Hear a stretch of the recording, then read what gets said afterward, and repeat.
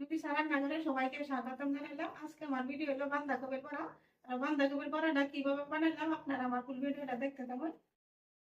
এই যে দেখুন বাঁধাকপিটা খুব সুন্দর হয়েছে ভিতরে। আর ইফতারের টাইমে এরকম বড়া হইলে না আর কি লাগে।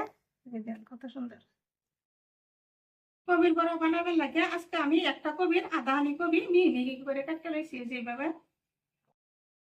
কবিটা কাটতে আগে নিমক দেয় একটু একটু সময় রাখতে দিয়েছে, অনেক সিটটা লইছি ধরে সুন্দর করে। কবির মধ্যে পানি এক্সট্রা পানিটা যাতে না থাকে এনে দিয়ে দিতেছি অল্প একটু মুগ মুসুরি ডালটা আগে ভিজে রাখিছিলাম। এনে দিতে পেঁয়াজ, এই ধনিয়া পাতা, কাঁচামরিচ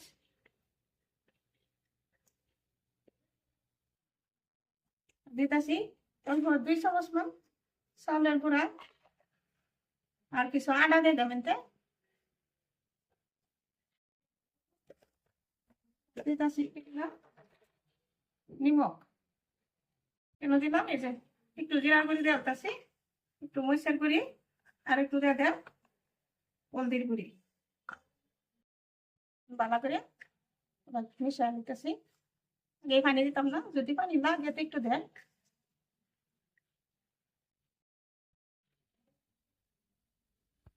যে ভালো করে এবার কেসটা দিলাম, কেন আর এক্সট্রা পানি দরকার পড়ছে না। যেরকম এই যে কবিটা আগে নিমক দিয়ে কেসলে ধুয়ে গেছি, কবির মধ্যে তো একটু পানি থাকে, এটা ধুয়ে গেছে। ওই যে এরকম এই যে আদা রয়েছে সুন্দরভাবে। গ্যাসের মধ্যে কেরাই তেল গরম হয়েছে, তার মধ্যে দিয়ে দিতেছি। যেহেতু ইফতারের লেগে বানাইতেছি, ইফতারের টাইম হয়েছে, একটু ঝটপট করে বানাই হতেছি।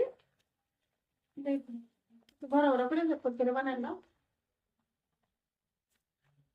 চারটা দিয়ে দিলাম বড়া। কবির বড়া দিয়ে অনেক উল্টায় দেন, একটা সাইড হইতেছে উল্টা দিতেছে। সবটাই দেখান লাগে। ডালের বড়া খাইলাম, পালং শাকের বড়া খাইলাম, পেঁয়াজের বড়া খাইলাম, কবির বড়াও খাইলাম। এখন কবি কিন্তু এটা বাঁধাকপির বড়া। বাঁধাকপি পকোড়া দিয়ে হয়ে গেছে, বড়া দিই অনেক নামায় লিখতেছি। এই যে এখানটা নামায় নিলাম। বাঁধাকপির বড়া দিয়ে ভাজা হয়ে গেছে। এই যে দেখুন একদম সুন্দরভাবে ভাজছি, একদম দেখতে যেন একদম লোভ লাগে। আগে